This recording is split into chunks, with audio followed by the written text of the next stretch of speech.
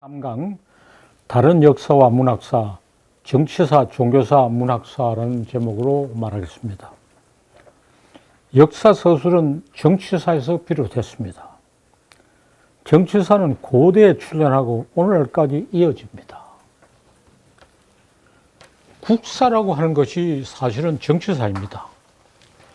정치사를 기본 내용을 하고 자국사를 대단히 여기고 높이는 것이 세계 어디든지 같습니다. 국사라는 걸 대단히 여기죠. 그러나 그건 문제가 많아요. 정치사는 정치 권력의 관점에서 역사를 이해합니다.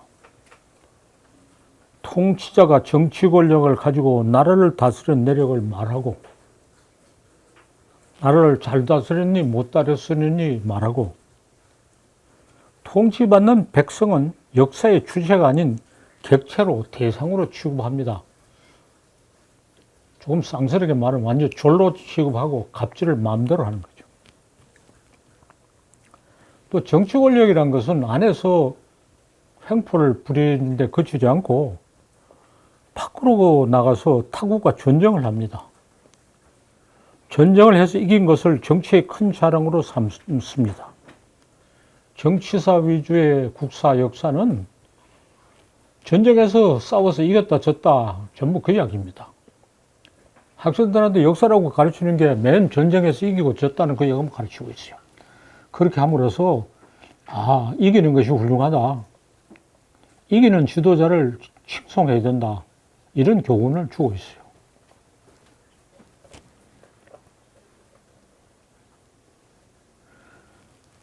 군주의 역사가 국가의 역사로 바뀌어, 이건 큰 전환입니다. 그전에는 임금에게 충성한다고 했지 나라에 충성한다는 개념이 없었어요.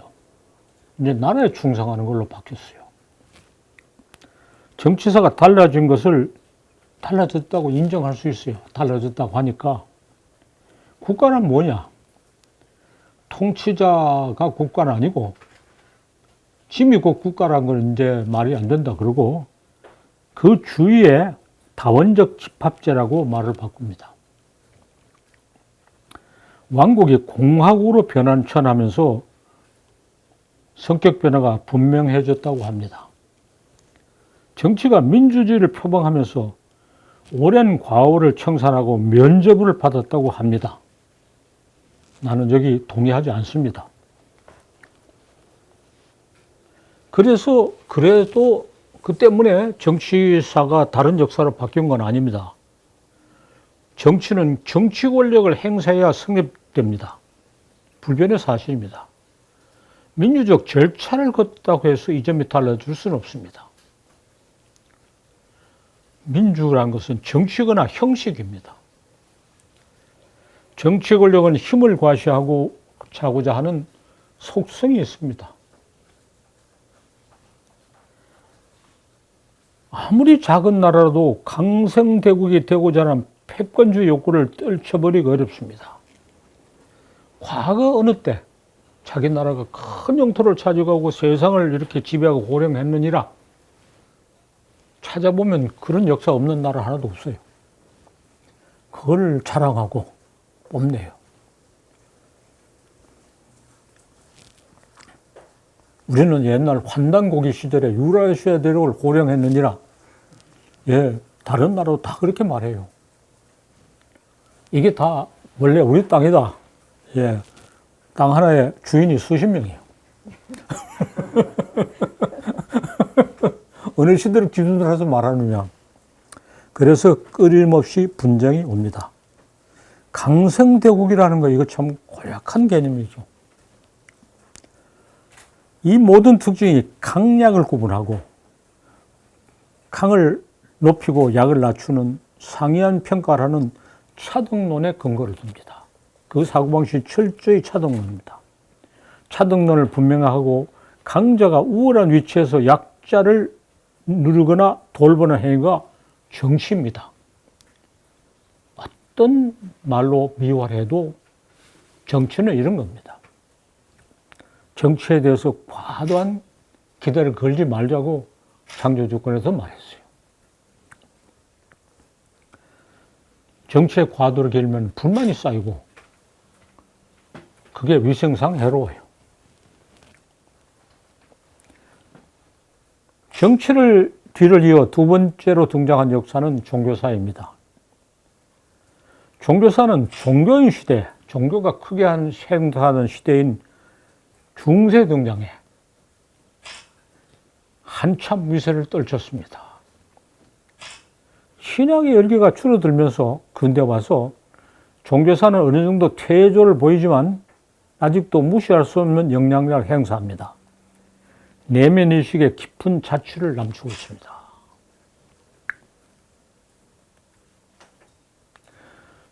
종교는 차등을 넘어서서 평등으로 나아가고자 한다고 스스로 말합니다. 그런데 차등을 넘어서는 평등이 우리가 살고 있는 이 세계가 아니라 초월적인 세계에 있고 거기서 실현한다고 말합니다.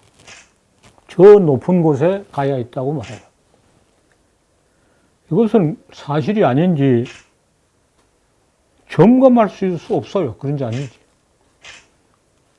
실증주의가 좋아하는 실증할 수 없어요. 맞는 말이 틀린지. 그렇게 말하는 종교 지도자를 믿고 하는 말을 따라야 합니다.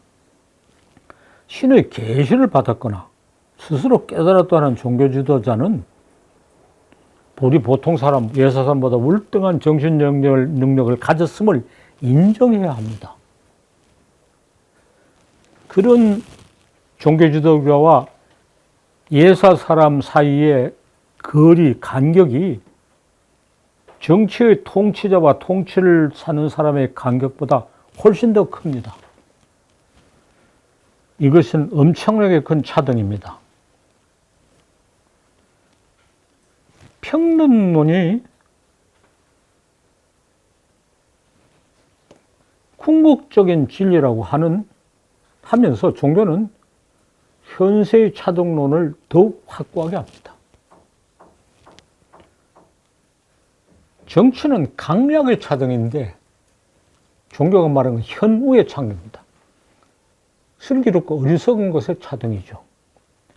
강약의 차등보다 현우의 차등은 더욱 심각합니다. 강약의 차등은 힘겨루를 해서 넘어뜨릴 수 있어요.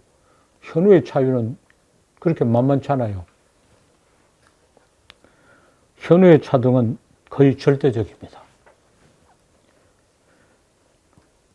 정치는 민주화했다는데 종교는 정치적으로 민주화될 수 없어요.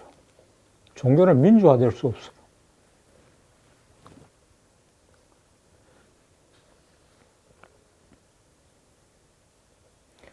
불변의 가치를 인정하지 말고 종교 지도자가 잘났다고 인정하지 말고 누구나 같은 생각을 하자고 말하면 종교가 이미 아니죠.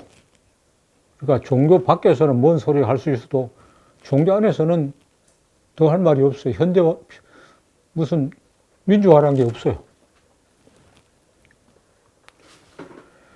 자, 정치사는 그 모양이고 종교사는 이 모양이니 어떻게 해야 되느냐? 우리는 참 힘없고 어리석은 사람은 어떻게 살아가야 되느냐? 걱정하지 말 일입니다. 해결책이 이미 제시되어 있으니 걱정하지 말아야 합니다. 차등론을 평등론으로 바꿔놓겠다는 망상을 버리고, 평등론은 망상입니다. 망상일 뿐 아니라 사람 속에는 사기술입니다. 대등론으로 차등론을 넘어서는 실제적인 작업을 누가 해왔나? 문학이 해왔고 문학사가 해왔어요. 문학이 해온 것을 문학사가 드러내 말합니다. 말없이 한 것을 알아내 알려야 한다. 예, 문학 자체는 1차적인 창조에서는 말없이 했고 문학사는 그것을 드러내 알립니다. 문학 자체의 역사는 내력은 정치사나 종교사보다 뒤지지 않고 오히려 앞서서 시작됐습니다. 정치랄 것이 없고 종교도 나타나기 전에 그런 원시 상태의 원신이 부르는 노래, 제일 최초의 노래는 사냥 노래입니다. 짐승 잡을 사냥 노래. 그 다음에 농사 노래. 또 그와 관련된 한 이야기가 아무 결격 사유가 없는 문학입니다. 문학은 그보다 과연 얼마나 더 나아졌는지도 의심스럽죠. 그런데도 문학의 역사는 이렇게 오래됐는데도 문학을 이해하고 논의하는 문학사는 정치사나 종교사보다 훨씬 나중에 근대에 이르러서 시작됐어요. 정치사가 고대, 종교사가 중세에 시작된 것보다 훨씬 시대가 뒤떨어집니다. 무슨 까닭이냐? 근대는 군주의 역사가 국가 역사로 바뀌면서 국가의 주인은 누구냐? 국민입니다. 국민이 그 주역으로 등장한 시대입니다.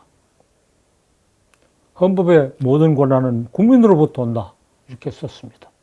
그전에는 모든 권한은 임금님으로부터 온다. 이렇게 했을 건데. 국민은 어떤 존재이냐? 동일한 언어를 사용하나 같은 민족인 것을 기본으로 삼고 그렇지 않아도 됩니다. 그 출신이 잡다 해도 공동체의 결속을 다지고자 하는 집단이 국민입니다. 민족과 국민이 어떤 관계에 있느냐에 대해서 굉장히 많은 논란이 있습니다. 우리는 민족과 국민이 일치하니까 별 문제가 없는데 일치하지 않는 나라에서는 말이 많으나 그거 여기서 다 시비할 건 없습니다. 공동체의 결속을 다지는 근거로 뭘 가지고 공동체의 결속을 다지느냐? 정치냐 종교냐? 정치와 종교를 가지고 공동체의 근거를 따지기는 조금 미흡해요. 문학을 더욱 소중하게 여깁니다. 우선 문학은 만인 공유의 것이고 문학에서는 특별히 잘난 사람이 따로 없으니까 정말 대등한 공동체를 이룰 수 있습니다.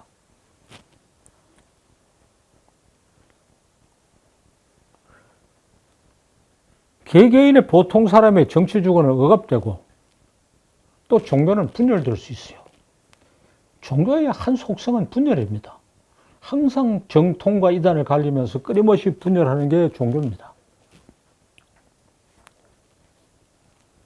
문학은 소통의 광장을 마련하고 그 광장에 누구나 모여들어 희망을 가지자고 합니다. 예, 종교는 거창하게 분열하고 문학은 소소한 분열이 큰 결합으로 이어져요. 누구나 같은 생각을 해야 된다니까 종교는 크게 분열하고 각자 지 좋은 대로 살아가도 된다고 하니까 문학에서는 큰 분열은 없어요. 큰 공동의 광장이 마련되죠. 문학은 차등론을 부정한다는 것이 가장 큰 특징이고 가치입니다. 차등론에서 평등론으로 나아가려고 하다가 혼란을 일으키지 않습니다. 종교는 평등론으로 나아간다면서 혼란을 일으킬 뿐 아니라 사기를 칩니다. 차등론을 넘어서는 대안이 평등론임을 문학은 분명하게 합니다. 문학은 사람이 이 세상에 살아가면서 겪고 있는 일을 갖가지 일을 다룹니다. 누가 겪는 것도 다 문학에서는 소중해요. 정치 지배자나 종교적인 지도자만이 아니고 강자와 약자, 남자, 여자의 관계에 관심을 모읍니다. 강자는 계속 약자를 억누르고 남자는 줄곧 여자를 지배하는 것이 마땅하다고 하는 문학은 이 세상에 하나도 없습니다. 그런 말을 하는 문학은 없어요. 그거 굉장히 중요한 사실이죠. 강자나 남자 못지않게 약자나 여자가 문학 창작의 열의를 가지고 문학의 내용을 결정하고 기존의 통념을 뒤집어 엎습니다. 이게 문학의 세계입니다.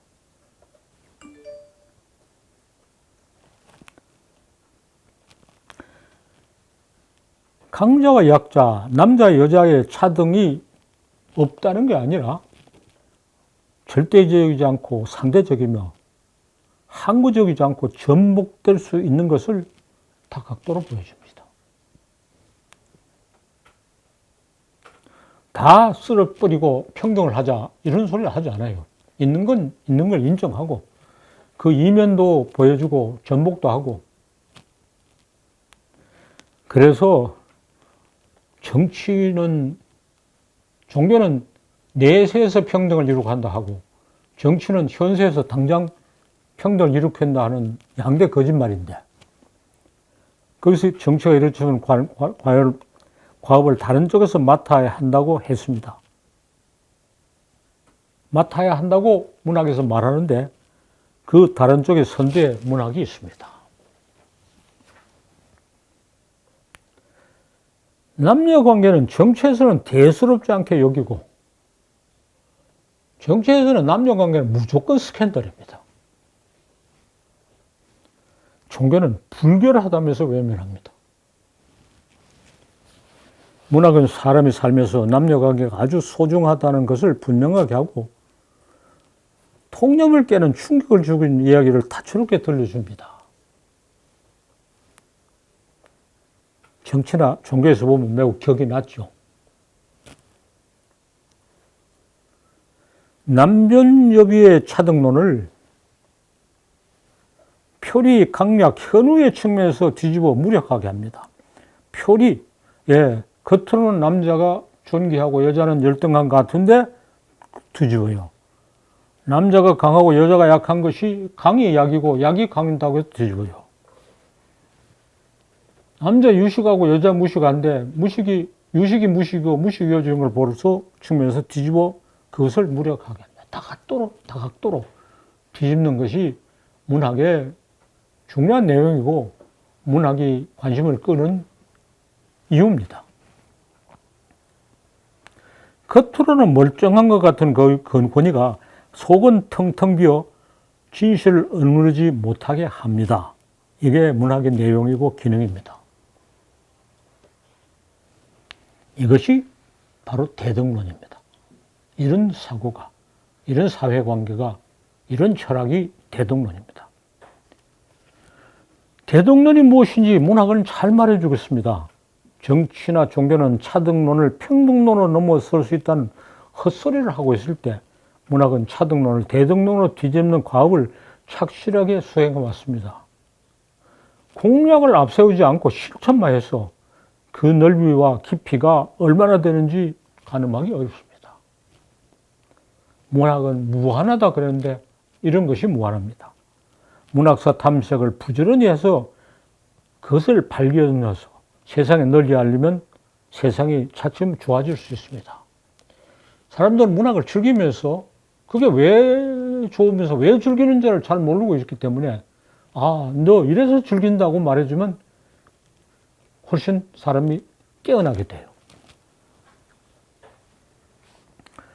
정치를 과신하고 종교에 현혹되어 저지른 과오를 모두 문학이 치유하겠다 하면 말이 지나칩니다.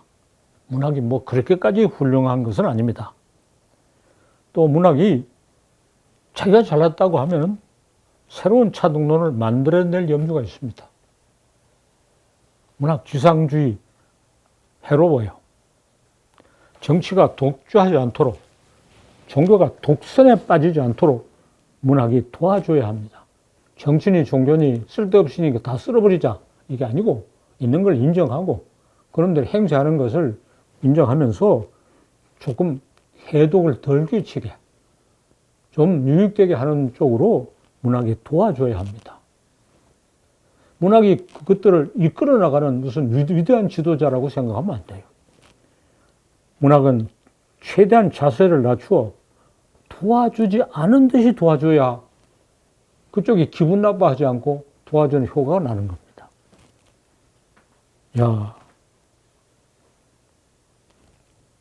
시간이 어떻게 된지 모르겠네. 한 20분 한 것 같습니다. 자, 여기 대해 토론합시다. 잠깐만요. 지금 스티커가 다 잠깐만 기다려주세요, 선생님. 이거 하필 그거 안 가서.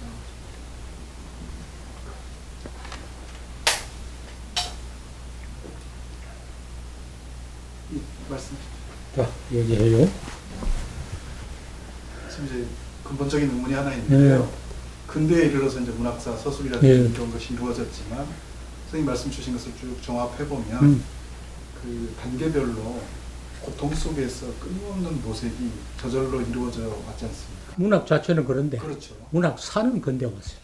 문학사는 그런. 근대에서. 그럼 선생님께서 지금 말씀 주신 것의 가장 핵심은 문학이라고 하는 것이 정치라든지 아니면 종교의 능숙한 어떤 대안으로서 직접 나서지 않고 곁에서 지혜하는 곳이 예. 된다고 말씀 주셨지 않습니까? 그런 것들은 어느 시대의 산물이라고 생각합니다. 아, 문학 자체는 그 기능을 항상 수행해 왔어요. 문학 자체는 그래놓고 재미있는 이야기 하나 할까요? 북한 문학사에서는 정말 인민을 위한 진보적인 작가와 반동적인 작가로 구조하는데 김대중의 김부식의 아들 네. 김돈중을 아주 인민을 위한 진보적인 작가라고 축적을 해놨어요. 김돈중은 무신한테 원한을 사서 무신난 낮에 안 맞아 죽은 인물이야. 왜? 장마가 저랬는데 농민을 걱정하는 그럴듯한 시를 썼어요. 그걸 보고 야, 진보적인 작가다. 예, 아무리 후학한 놈도 시를 지을 때는 마음이 달라지고 좀 그럴듯한 소리를 해요. 그것이 정말 문학이 가지고 있는 세상의 잘못을 치유하는 능력이죠. 그렇게까지 계속 해왔어요. 계속 해왔는데 그러한 기능을 발견하고 탐색해서 정리하고 알려서 세상에 풀면서 정치사와 종교사의 권위에 대해서 어떤 보완 내지 시정작용을 하는 것은 근대 와서 가능했어요. 그전에는 잠재적으로 1차적으로 했죠. 2차적인 창조는 없었다. 그런 이야기예요. 그래서 참 흉악한 인물이 시를 지을 때는 백성을 사랑하는 거, 그 현상에 대해서도 우리 참 깊이 연구해 볼 만해. 그것은 일말의 양심이 있어 그렇기도 하고, 또 시는 그렇게 지어야 되지. 백성들을, 저놈들을 다 죽어도 된다. 이렇게 시 지으면 절대 없어요. 그 시가 안 돼요. 그렇죠. 그래서 그런 것을 들어서 그 시인을 얼마나 칭찬해도 되는가. 시를 칭찬하는 것이지 그 시를 칭찬하면 부정할 수 있어요. 매우 재미있는 현상이죠. 김돈중이 애민의 시를 지었다는 거. 맞아 죽은 사람을 북한 문학사에서 그래 치켜세웠다는 거. 둘 다 참 재미있는 현상이에요. 저는 이제 선생님 말씀 듣다가 결국 명료한 부분이 생겼다고 생각하고 선생님 이번에 큰 진전이라고 보여집니다. 그러나 지금 선생님께서는 이게 가령 고대라고 하는 시기에 군사 귀족들 중심, 중세라고 하는 것에 이제 특정한 사제자라든지 종교적인 주권을 가진 자들이 이제 행동한 시대. 그를 연속선상에서 봐서 이게 어떻게 보면 이제 생각론적인 관점이시잖아요. 그런데 가령 종교에서도 고대 종교가 있고 원시 종교가 있고 근데도 종교가 있을 수 있지 않습니까? 그런 것들을 좀 동시진행적인 상황 속에서 그렇게 이제 이건 대강 큰 것만 이야기하기 때문에 자세히 말하면 또 이걸 보충할 수 있어. 정치도 문학하고 근접되어 있는 정치는 자기의 한계를 극복하려는 노력이 있었어요. 아까 김돈중의 그 시도 그거죠. 종교도 문학하고 근접되어 있는 종교는 그래서 교조의 종교와 성자의 종교가 다르다고 이야기했어요.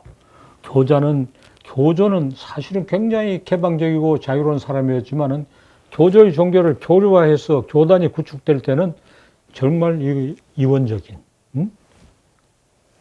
종교의 특유의 차등론을 극대화했는데 종교 차등의 극대화를 내면에서 뒤집고자 하는 성자들의 이야기는 경전이 아닌 문학을 통해서 형상화되어 있어요. 주로 구전설화를 통해서. 그게 우리의 원효의 이야기들이죠. 대표적인 게. 거기에서는 문학과의 합작을 함으로써 종교의 차등론이 대등론 쪽으로 가고 있는 현상을 볼 수가 있어요. 또 문학도 이놈이 이제 권위를 가지고 문단을 지배하고 정치와 결탁하고 종교와 야합한 문학은 문학을 배신해요. 이것까지 말해야 되지. 그것까지 말하지 못하고 너무 큰 것만 이야기했어요. 문학이 정치와 결탁하고 종교와 결탁해서 문학의 고유한 특징을 배신하고 대등론을 차등론으로 뒤집어 놓으려는 것도 상당히 많이 있어요. 그러니까 문학에 대해서 이렇게라고 말하는 것이 아니고 셋다 정치사도 한 면에 이렇게 뒤집어지고 종교도 한 면에 이렇게 뒤집어지고 문학사도 또 이렇게 뒤집어진다는 이야기까지 해야 되죠. 아주 질문 덕분에 좋은 말을 했어요. 그러나 미리 생각했다 하더라도 우선 크고 중요한 이야기만 하기 때문에 거기까지 언급할 겨를은 없었어요. 선생님 학문에서는 그 일반사하고 특수사는 불필요합니까? 예?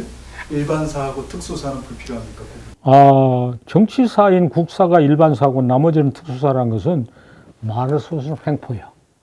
그거는 정치가 모든 것을 지배한다고 하는 횡포고, 그것은 과거에 왕조 시대는 그런 역사를 썼던 것이 당연한데, 뒤에 이 강의에서 삼국사기와 삼국유사의 그런 얘기도 하게 됩니다. 오늘까지 그것이 통용되었다는 건 말도 안 돼요. 그래서 오늘까지 국사하는 사람이, 국사가 일반사라고 하는 사람들은 그런 정치사의 나쁜 것을 그냥 잊고 있어요. 막 그놈들이 그렇게 말하는 거야 말할 수 없는데 그걸 가만두고 대안이 되는 책 역사를 이야기하자는 쪽이 잘못된 거죠. 그래서 뭐 악인이 악행이 문제가 되는 게 아니라 이렇게 하는 것이 훌륭하다는 걸 보여주지 않은 쪽에 문제가 있죠.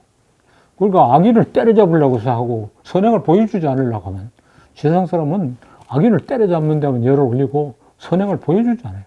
선행을 보여주면 악행이 그것이 영향력과 비중이 차츰 줄어드는데 세상이 아무리 좋아져도 악이 없어지지 않아요. 앞으로 코로나 바이러스가 박멸을 한다 생각 자체가 잘못됐다. 코로나 바이러스는 사람보다 더 먼저 지구상에 나타나서 그놈이 지구의 주인이지 사람이 주인이 아니다시 세상에 못마땅한 건 항상 있는데 다만 그것의 영향력과 비중을 어떻게 줄이느냐 하는 문제지.